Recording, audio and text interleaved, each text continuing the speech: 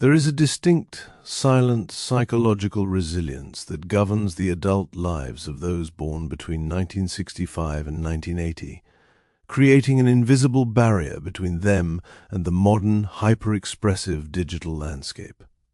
If you belong to this cohort, you likely navigate your professional workspace and your computer timeline with an unyielding internal shield of emotional distance. You watch the modern culture cycle through endless waves of public outrage, performative vulnerability, and corporate buzzwords, and your internal reaction is not anger, but a profound, quiet cynicism. This is not a personality flaw or a lack of social awareness. In social psychology, this collective mental trait is known as generational hardening. It is the direct adult manifestation of a childhood spent navigating an empty house with a key around your neck. Because you were forced to build your own emotional boundaries before your brain even finished developing, your adult subconscious possesses an incredibly robust psychological immune system. You do not look to institutions, corporations, or massive online herds to validate your identity or secure your safety.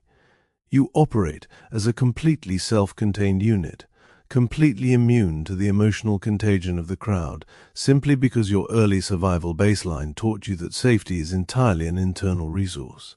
The core engine behind this adult detachment is a psychological phenomenon defined as compartmentalized self-sustenance.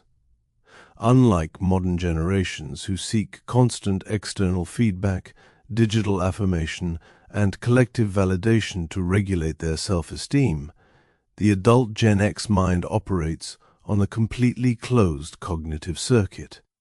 Your sense of worth is generated strictly through tangible output, physical problem-solving, and personal endurance. This means your ego does not easily fracture when faced with external criticism, workplace chaos, or social isolation. To the outside observer, this can make you appear cold, unapproachable, or pathologically independent, but beneath that stoic exterior lies an automated, highly efficient optimization program executed by your subconscious. Your brain learned in youth that relying on the presence or emotional consistency of others was a high-risk gamble that usually resulted in disappointment.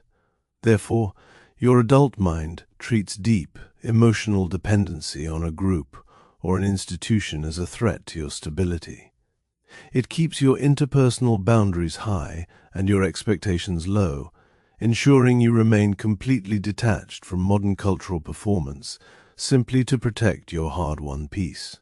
To see why this generational shield is so absolute, we must examine the neurobiology of the developed latchkey mind and its response to social stress. When neuroscientists place older adults who experienced high childhood independence inside brain scanners and expose them to social exclusion or workplace evaluation, they observe an extraordinary neural pattern. While younger demographics experience a massive spike in the amygdala and the anterior cingulate cortex, the areas that register social pain and tribal rejection, the independent adult mind shows a rapid, near-instantaneous activation of the cognitive control networks in the dorsolateral prefrontal cortex. In a literal sense, your brain treats social pressure not as an emotional crisis, but as a routine logistics problem to be managed in silence. Your neural pathways have been trained through decades of self-reliance to bypass the panic phase entirely. Your biology pulls the plug on the natural desire to scream for help or conform to the crowd, forcing your nervous system to stay in a state of cool, calculated executive function, even when the environment around you is completely descending into chaos. When this high-level neurological armor encounters the modern, hyper-vocal digital age, the subconscious mind deploys an automated defensive maneuver known as defensive cynicism. This is a psychological shield where the brain actively uses humor, sarcasm, and absolute emotional detachment to minimize the importance of modern social movements or corporate dynamics. The ego cannot tolerate the vulnerability of participating in a system where emotional display is treated as a commodity. To protect your pride from the terrifying possibility of being manipulated by a loud narrative, your brain performs a swift, critical deconstruction of the world. It tells a story, everyone has an angle, public virtue is always a lie, and the best way to survive is to keep your head down, do your work, and stay completely out of the drama. Notice how the mind weaponizes your early independence as an intellectual shield to justify your absolute isolation from modern community spaces. This process happens entirely beneath your conscious awareness, leaving you entirely convinced that you are simply being realistic and mature, while your brain is actually freezing your engagement to keep you safely out of reach of the herd. The primary weapon the adult Gen X ego uses to reinforce this workspace isolation is a process called sovereign problem solving. When you encounter a severe technical clog, a financial bottleneck, or an organizational crisis on your computer, your instinctive maneuver is to retreat into complete mental solitude. The mind is an expert at inventing highly logical, comforting justifications for refusing to build a collaborative network or ask for mentorship. Consider a scenario where you face an overwhelming operational challenge. The clash between your private frustration and your historical identity as a completely unflappable, independent operator creates severe cognitive dissonance. To resolve this internal agony without breaking your mask of self-reliance, your mind creates an escape hatch. It convinces you that explaining the nuances to a colleague will only slow the process down, or that the younger generation lacks the work ethic to execute it properly anyway. Your brain uses rationalization to turn a lonely, stressful grind into an act of superior professional integrity, choosing the exhaustion of a solitary battle today over the vulnerability of asking for assistance tomorrow. Alongside sovereign problem-solving, the mind utilizes a secondary, highly passive filter known as aesthetic isolationism. Once your brain has settled into its independent adult baseline, it transforms your consumption habits into a fortress of nostalgia and privacy. You find yourself retreating to the music, the media, and the cultural markers of your youth, explicitly using them as a shield to block out the noise of the modern world.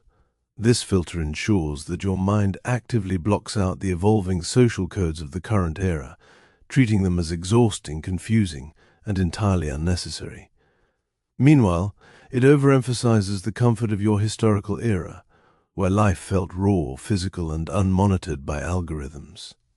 This filter transforms your cultural landscape into a blank space where modern collective movements feel completely alien to your identity. It allows you to walk through a hyper-connected society as a permanent silent observer, entirely convinced that your detachment is a sign of generational superiority, completely shielding your ego from the terrifying reality that your fortress of nostalgia is keeping you emotionally isolated from the world around you. These abstract biological filters manifest daily in devastating real-world loops, the most common of which is the trap of the corporate outlaw persona. This is the precise reason why brilliant, highly capable professionals born in the 70s often hit an invisible ceiling in modern corporate structures. A modern executive environment runs on continuous collaboration, emotional intelligence metrics, and constant public alignment with company culture. But the moment a general, the 10th professional, is forced to participate in a mandatory team-building exercise or adopt a new piece of corporate jargon, their defense mechanisms fire immediately. Their internal radar detects an immediate threat to their personal authenticity. They respond with subtle sarcasm, passive resistance, or absolute compliance behind a mask of total coldness. This collective passivity creates an absolute optical illusion of an uncooperative or checked-out employee. The leadership looks at the silence and concludes that the individual lacks leadership potential, entirely blind to the reality that the professional is secretly protecting their independent sanity from what their brain registers as an unthinking performative herd. We see this exact same self-sabotage playing out in family dynamics through the pattern of stoic parental modeling. Because your subconscious brain was wired to believe that independence is the ultimate form of love and survival, you naturally project this exact same expectation onto your own children or loved ones. When a family member approaches you with a deep emotional crisis, your predictive tracking engine does not look for emotional validation or soft comfort. Instead, it instantly switches into a hyper-efficient, practical diagnostic mode. You offer logical solutions, structural steps, and tell them to tough it out, entirely convinced that teaching them absolute self-reliance is the greatest gift you can provide. This constant practical masking creates a profoundly sterile emotional space inside your home. Paradoxically, it completely prevents your loved ones from feeling emotionally safe or truly seen in your presence. They end up feeling completely shut out by your stoic armor, leaving your relationships feeling distant and mechanical, sacrificing deep emotional intimacy today, just to secure the cold safety of practical self-preservation. When this collective detachment and hyper-independence scales up across an entire demographic, it produces a terrifying societal phenomenon known as cultural abdication. Because Generation the 10th refuses to participate in public drama, digital crusades, or ideological warfare, they have essentially voluntarily surrendered the steering wheel of modern culture to the more vocal, hyper-reactive demographics. When an entire generation of practical, battle-tested minds chooses to remain silent spectators in their workspaces, the collective social landscape becomes completely unanchored from historical reality. The public square becomes dominated by extreme voices and performative hysterias, entirely unchecked by the grounding force of pragmatic experience. This mass silence is a silent catalyst for social instability.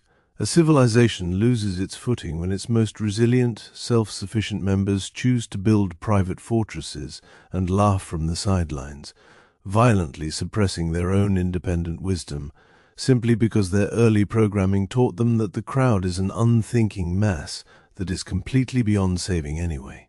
The true danger of adult generational hardening is that it constructs a perfectly closed, self-fulfilling cognitive loop that entirely blinds you to your own emotional bankruptcy. The cycle begins the moment you face a high-stress emotional event or a severe personal crisis. This environment creates immediate subconscious pressure to retreat into your fortress of silence, forcing your brain to reduce activity in its connection and vulnerability networks. Because your internal boundaries are completely raised, you choose absolute self-reliance, refusing to share your burden with a single human being. To clear the immediate wave of exhaustion, your mind instantly deploys defensive cynicism and rationalization, rewriting the event to convince your conscious ego that handling the agony in isolation is a sign of superior generational strength. This failure to allow anyone into your private world is then used by your predictive engine as a new acceptable baseline for the future. When the next opportunity for deep connection arrives, your mind looks at its past data and says, "We survived the dark house alone before, and we are still standing, so it is safe to shut the door again," permanently locking you in a loop of herd independence. Dismantling this matrix of adult isolation requires a rare, aggressive practice known as strategic vulnerability. You cannot simply wish your cynical armor away. Your brain's predictive engine demands hard, physical data points of voluntary emotional openness to override its automated survival networks. This reprogramming begins by learning an extraordinary truth uncovered in modern relational psychology. True strength does not lie in remaining an untouchable, cynical outlaw on the sidelines of life. It lies in having the courage to step into the open and let the world see your humanity. The next time you find yourself drowning in a severe emotional bottleneck or professional burnout at your computer workspace, do not look to your cynical armor for protection. Recognize that your intense desire to brush it off with a joke or hide it in silence is your amygdala executing an old survival script. Force your conscious mind to override the freeze, step out of your isolation, and explicitly share your raw, unfiltered burden with a trusted person, stating your need with absolute calmness and clarity. By refusing to isolate, you break the loop of your childhood conditioning, providing an immediate data point that proves connection is safe. Tearing down your fortress of self-reliance and allowing yourself to be truly vulnerable is an act of supreme psychological heroism, because it forces you to face the raw neural pain of potential rejection and emotional visibility. Your brain will fight this process at every single turn, desperately screaming at you to keep your guard up, laugh it off, and accept the comfortable shared illusions of your isolation, simply to keep your ego safe from the agony of being let down again. But now that you know the anatomy of the trap, now that you understand how your subconscious mind uses hyperindependence, defensive cynicism, and sovereign problem-solving to turn you into an isolated echo, the fortress of your silence has lost its lock over your consciousness. You can choose to step out of the isolation and view your relationships with absolute, unyielding clarity. This navigation of your subconscious architecture is a lifelong education, and your brain utilizes dozens of other invisible neural mechanisms every single day to dictate your choices and trap you on autopilot without your consent.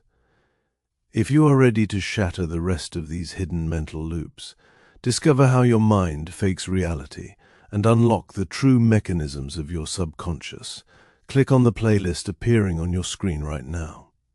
We have built an entire archive of long-form psychological deep dives designed explicitly to help you look past the self-delusions of your ego.